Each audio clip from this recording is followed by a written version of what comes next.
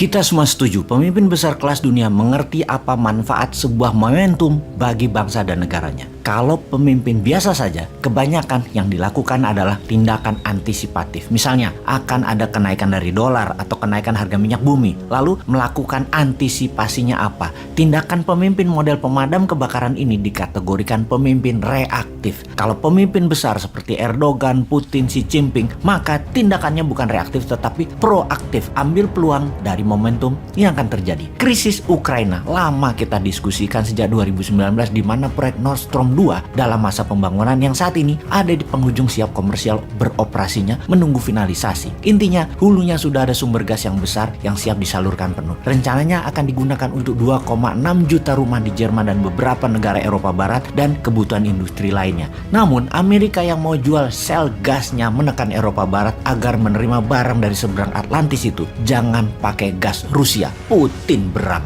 Maka Rusia cari alasan selain Putin punya romantisme sejarah yang ingin membuat dirinya bagaikan Catherine the Great, sang ratu yang menyatukan seluruh wilayah yang kemudian jadi patokan Stalin menjadi wilayah Soviet, di mana Putin akan ambil balik membuat Rusia baru. Alasannya Putin tidak mau NATO ada di pagar Rusia. Kalau NATO masuk, negara yang diambil NATO tersebut akan dianeksasi, diserbu dan diambil. Kembali ke Xi Jinping. Dalam masa yang cepat, Xi Jinping dan Putin baru saja menandatangani sebuah kontrak dagang senilai 118 billion dolar untuk transaksi Tiongkok beli minyak dan gasnya Rusia. Dengan tawaran tersebut, kalau gas Rusia tidak ke Eropa Barat, sebagian diambil Tiongkok. Itu jenius. Lalu apa yang Tiongkok akan lakukan? Begini, kalau mau melihat sebuah negara, jangan melihat negara tersebut dalam jangka pendek. Lihatlah kelakuan mereka selama mereka bernegara. Tiongkok dalam 70 tahun terakhir adalah Tiongkok yang sama sejak awalnya negara ini berdiri, terlepas di bawah pemimpin yang namanya Mao Zedong, Deng Xiaoping, sampai pemimpin saat ini, Xi Jinping. Sama cara melihat diri mereka sendiri atau geostrategi dan geopolitik negara mereka. Sama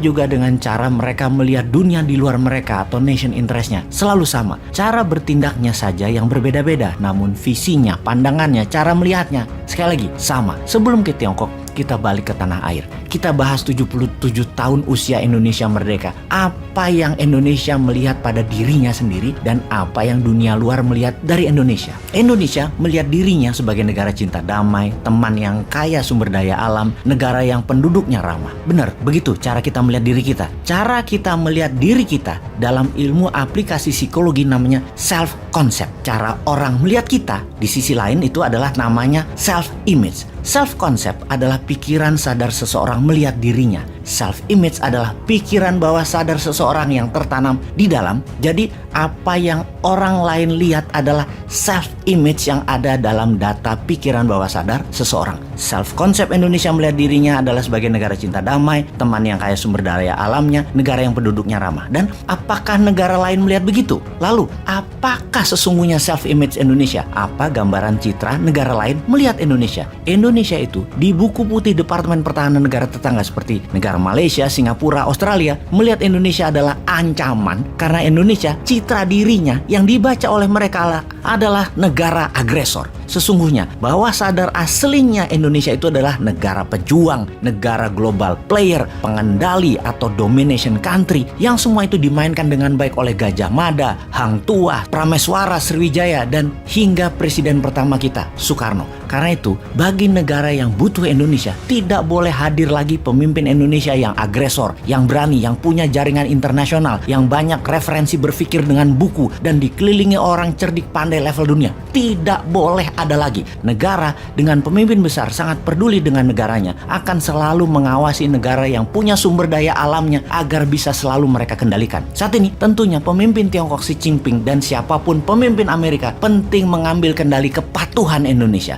Inilah mengapa konsep Newman yang tidak akan patuh pada Tiongkok dan Amerika ditentang banyak orang yang kena doktrin old mind. Ngomong-ngomong, langkah Xi Jinping kalau terjadi perang Ukraina, jadi belum kita diskusikan, malah fokus ke citra diri Indonesia yang dibuat nggak sadar siapa Indonesia sebenarnya itu.